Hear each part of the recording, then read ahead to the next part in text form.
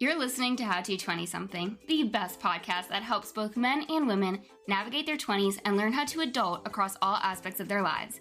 We're going to focus on career, relationships, finances, fitness, nutrition, and all of the common challenges and obstacles a typical 20-something will face in this post-college life.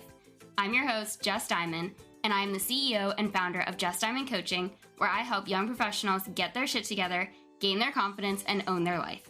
No one prepares you for this adulting world, so allow me to help you feel like you are no longer a chicken running around with its head cut off, and that you actually know what the hell is going on and what your next step to take is. Welcome to How to 20-something.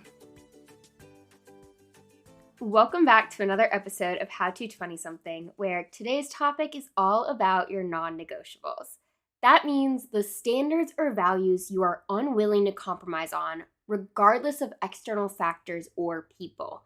They are the foundation to your decision-making abilities, as they serve to protect what is most important to you. And they are so necessary for creating a life that is in alignment with you and what you want and what you believe. Your non-negotiables are what you deem to be the most important aspects of your life, and it's going to differ depending on the topic of conversation, from day-to-day tasks to what you require from a career to what you require out of your relationships. It's a form of setting boundaries and standards for yourself, and that includes the people around you. I teach daily non-negotiables to all of my clients and coach them around how they need to adjust their schedule and priorities to include and enforce them. For example, if a client says they want to take better care of themselves, but are constantly giving into peer pressure to go out drinking with their buddies every weekend, then what they want is not in alignment with how they act. But when we get really clear on their why, like in this example, why do they want to take better care of themselves? It helps to enforce the better actions they can take or the balance they can create in their life so they take care of themselves while also letting them have fun in between. But our non-negotiable conversations are also in congruence with the goals they set with me at the beginning of our coaching partnership. So depending on those goals and what other categories of life we are focusing on within our coaching container, we'll determine where else we need to dive into more non-negotiables and how they apply or show up.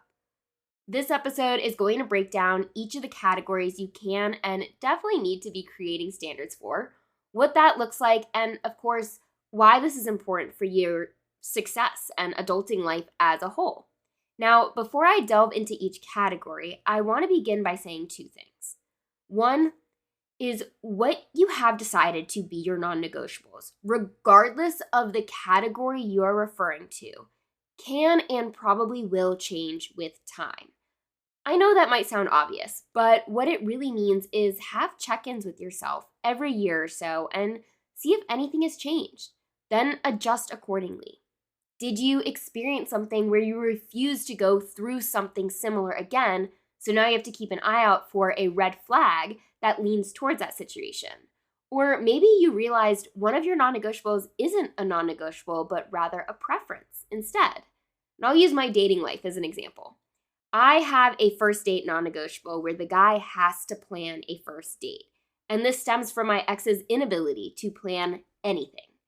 Whereas, I don't want to say plan anything. He could plan things, but then he stopped planning anything. And then would make excuses as to why he was unable to plan anything. Whereas outside of planning, something like height is a preference, but not a deal breaker. But I was having a conversation with a friend of mine who's married, and she said absolutely height is a deal breaker for her. My non-negotiables differ from hers because we have different experiences. Neither are right or wrong. It's solely dependent on you as the individual. While I'm planning this episode out, and actually the reason why I decided to make an episode on this topic is because I posted it on TikTok, my dating non-negotiables that have nothing to do with appearance. And the comments went off the rails. Mind you, these comments were all men, but they ranged from, wow, these are reasonable and realistic, to, you're going to die alone. Like, what? Bringing me to the second part of what I wanted to discuss before I dive into the categories and examples, that is Don't let anyone tell you your non-negotiables are too much, too rigid, too unrealistic, too anything. If they make sense to you, if they are realistic to you, if they represent self-worth and self-love and all things peace, then who gives a shit what someone else thinks? These are your standards, your guidelines, your rules to live by, and they will not harm anyone else.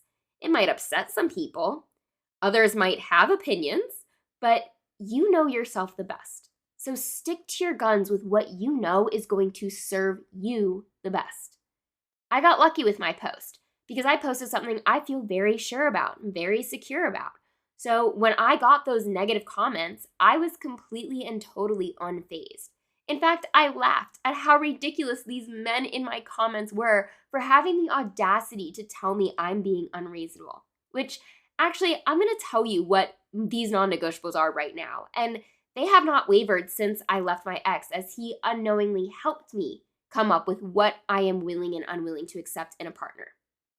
I will say these are also based on healthy relationships I'm surrounded by with my friends, but without further ado, here are my dating non-negotiables, and they are in no particular order of importance. I am looking for a man who is financially responsible, has a secure attachment style, is communicative, cares about his health so he has a consistent gym regimen and eats mostly whole foods. I want someone who is growth-minded and stable and independent. Now, I could go into further detail with each of these things I listed. For instance, a consistent gym regimen means he has a schedule and adheres to it. He prioritizes the gym. It does not mean 7 days a week or anything like that. He has to be in the gym. No, but rather consistency is what I'm looking for. These are qualities that are extremely important to me in a partner because they are important to me and how I show up in my life. Why wouldn't I want a partner to show up in a similar way? And relationship non-negotiables help you know who is for you long term. And they also represent values. So when I meet a guy who has these qualities, I know that we share the same values, and that is crucial to the success of any relationship. Now, there are other things I look for, but they are not my top non-negotiables. They are my preferences, so there is some bend with them. I mean, obviously, I want someone who treats me with respect, that I can depend on, that makes me feel special and wanted, and that makes me laugh. But you're not fully going to grasp all of those things on a first or second date. You will, however, get a very good idea of your non-negotiables through asking questions and getting to know them, and if your lives complement one another. Yes, you are two separate people living two separate lives, but it's much easier to become a team, to grow together when you already have alignment on some very important factors that are important to you, regardless of anyone else coming into or out of the picture. Other examples of non-negotiables with dating can include religion, whether you want someone who is religious or you want someone who isn't religious. Same thing with politics. How important is politics to you, and do you want a partner who is on the same page as you, whether that be political party or importance overall? Now, those two things are not as commonly discussed on a first or second date, but it's not to say that they can't be, especially if it's really important to you to find out about a potential match. Because what I don't want for you is for you to be afraid of voicing what you're looking for out of fear that they're going to walk away. If they walk away, then please reference my rejection episode, because it just means they are not the one for you. Because you cannot say or do the wrong thing to the right person. And that is the most important thing to keep in mind when carving out how your non-negotiables fit with your current life and environment, and also compare it to what you are wanting to create for yourself. Relationships are extremely important, and who you decide to spend your life with or your time with will determine your level of happiness and fulfillment. So come up with your own list of non-negotiables, the things you absolutely will not waver from, no matter how attractive or rich, or insert whatever superficial trait a potential mate could have. So on the topic of relationships and who you surround yourself with is your friends. Friendships can also have non-negotiables. My best friend Bree loves to say two things. One is your network is your net worth, and the other is you are the combination of the 5 people you most surround yourself with. Meaning, you need standards across your friendships. These are the people you confide in, who are there for you through and through, who are standing with you on your wedding day or picking you up off the bathroom floor after a heartbreak, especially as you move through your 20s. There's going to be a lot of ups and downs throughout life and throughout this decade in particular. So, who you are cultivating relationships with that will be there to celebrate your highest highs and support you on your lowest lows is so important. And I'll admit, friendships don't come easy to me, but the friendships I have developed more recently are my most valuable assets. I have 4 people in Charlotte with me and then 2 friends I've known since I was 13. And those are my people. And I turn to them for different things based on my relationship with them. Like, as I'm recording this episode, I'm 1 week out from dying with the flu. And Bree was the only friend that I accepted help from when I could barely get out of bed. And she came over for 2.5 hours, where I slept the entire time. But these 4 people became my circle because they're all growth-minded, caring, supportive of my business, health-oriented, and communicative. Yes, there's some overlap to who I would date, and it's because it's a standard I've set across all aspects of my life. I even explained to my clients how important communication with me is, and I also know that most 20-somethings are terrible communicators because no one taught you how to do it. So I would happily teach you how to communicate. I even have an episode on effective communication. I think it's episode 3 or 4. It's like one of my way earlier ones. Or you can read my favorite resource for this topic, which is the book Listen by Dale Carnegie. But friendship non-negotiables are going to develop as you move through your 20s. They're going to go from wanting friends who go out or are included in large group gatherings to wanting friends you can have deep one-on-one conversations with. There's a weird shift in adulting friendships that happens that no one really talks about. But you're going to go through many cycles of friendships as you figure out what you're looking for and who fits the bill. You're probably going to outgrow the people you went to high school with and even college because you're going to become a different person and require different people in your life. In other words, as you grow and change, your friendships will grow and change. Sure, some people will be for lifers, but not everyone. You're lucky if you have 1 or 2 people that fall into that category. So know what you're looking for in a friend. What is your definition of a good friend? And do you also fit that definition with the way you show up in your friendships? This could range from drinking habits to interests, schedules, how they treat a waiter or waitress, their mindset, and even who they date. I've befriended people that I liked at first, but then slowly realized they have a very sour outlook on life, and I didn't want that around me. One old friend in particular always has an everyone's out to get me mindset. And the other one would only be there for you when your life was worse off than hers.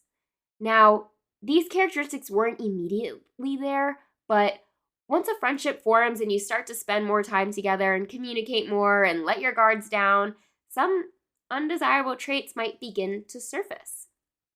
And you might not want those traits around you anymore, in which case, it's on you to distance yourself from this person. In my experience with these 2 people I just mentioned, not making the initiative to hang out or going the extra mile to coordinate plans helped with the fizzle. You could also communicate to them that you won't be around as much anymore and either tell them straight up or explain that you're working on yourself and you want to create healthier, more positive environments. It's going to be an uncomfortable conversation for sure, but you don't need to ghost anyone. You can slowly loosen the grips on these friendships and let time create the distance. I'd say with one of these, it was more of a mutual, we're not really friends anymore, and let time create that distance. But the other one didn't ghost, just I distanced myself.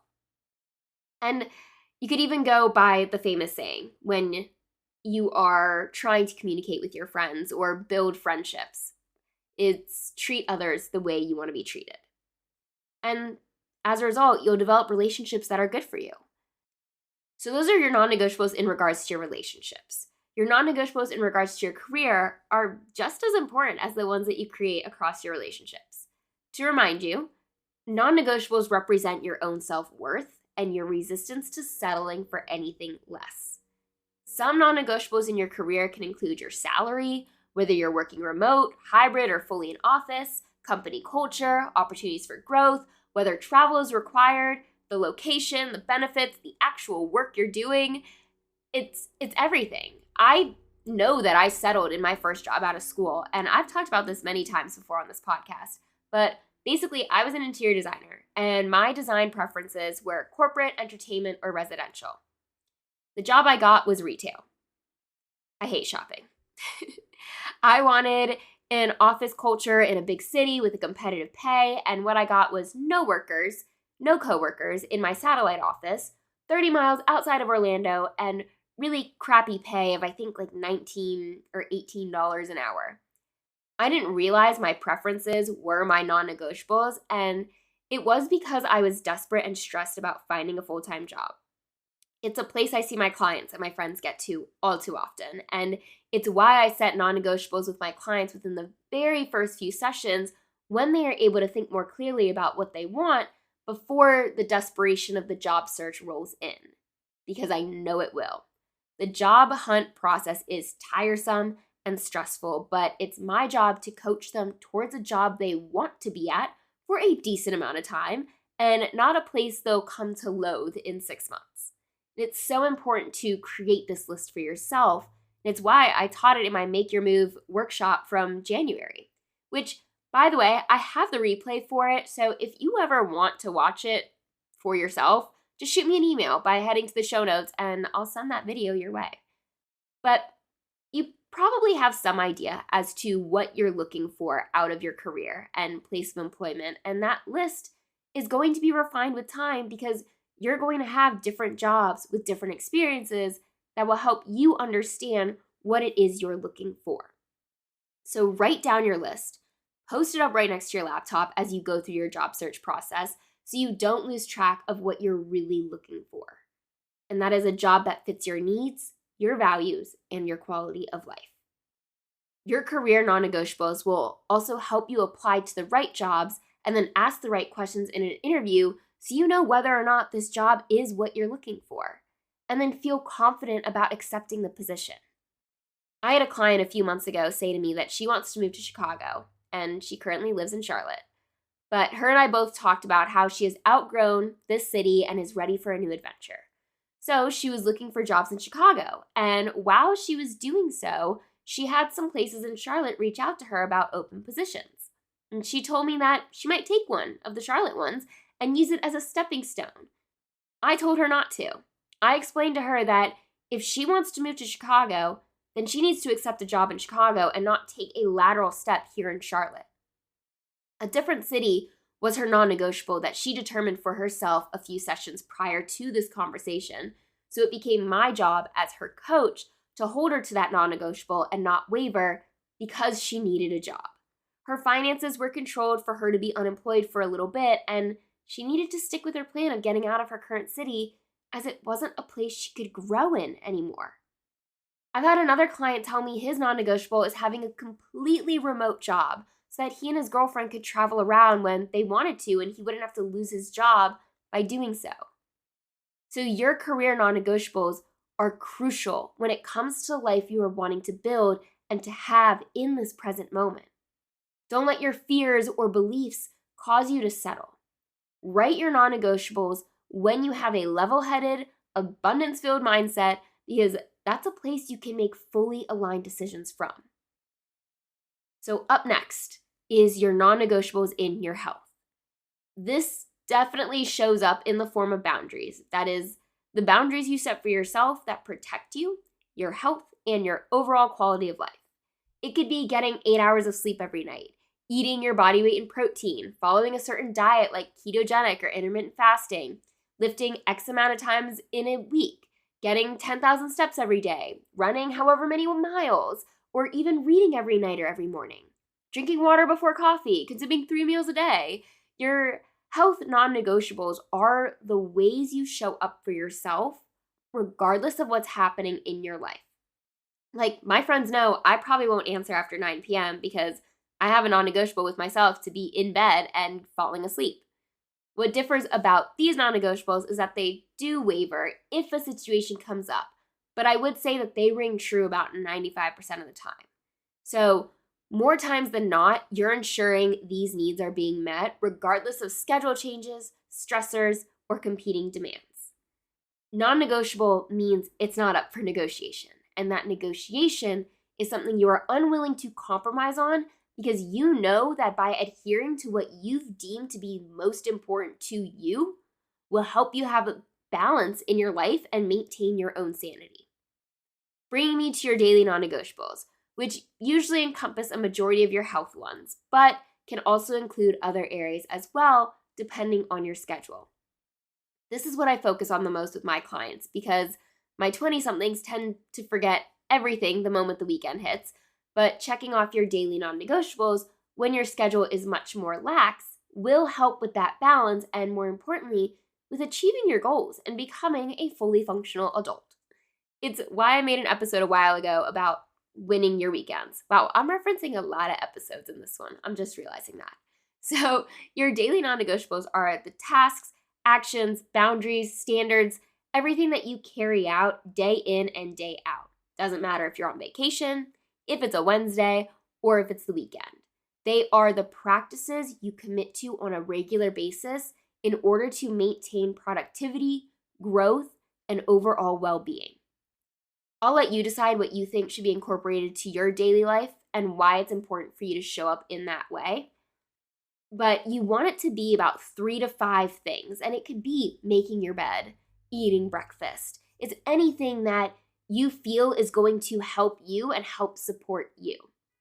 My example is my morning routine that I carry out every morning consists of me writing out my to-do list or going over my to-do list. I write it out the night before and then doing some affirmation work.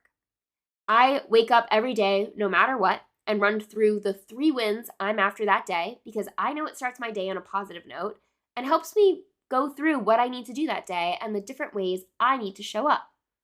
So maybe a non-negotiable for you is calling your mom every day. Again, it can be anything that you do on a regular basis and is so ingrained in your routine or that you want ingrained in your routine that is going to help you be that best version of yourself and support your dreams, your goals, and aspirations that you move forward. They provide you with a sense of accomplishment, so when you reflect back on the day you just had, you know you showed up for yourself in the areas of your life that are the most important to you. Honestly, all of your non-negotiables come together to help give you that sense of accomplishment while also maintaining peace and balance across all aspects of your life. You need them. You need to come up with the ones that are for you. I just gave you a shit ton of examples. So, of course, you can use some of the ones I've mentioned, but seriously take a moment and think about what your own non-negotiables are and how you plan on maintaining them. And if you ever need help with them, as this is a key part of getting your shit together, then please know the link to my calendar is always going to be in the show notes for you to access and schedule a time to chat with me. Otherwise, this does conclude another episode of How to 20-something. If you liked what you heard, if you learned something new, if you're ready to have your own list of non-negotiables now that you better understand what they are and why you need them, or if you know someone who needs help getting their own shit together, then please share this episode and pass it along. Send it to a friend, post it on social media, and of course, tag me at coach.justdiamond when you do.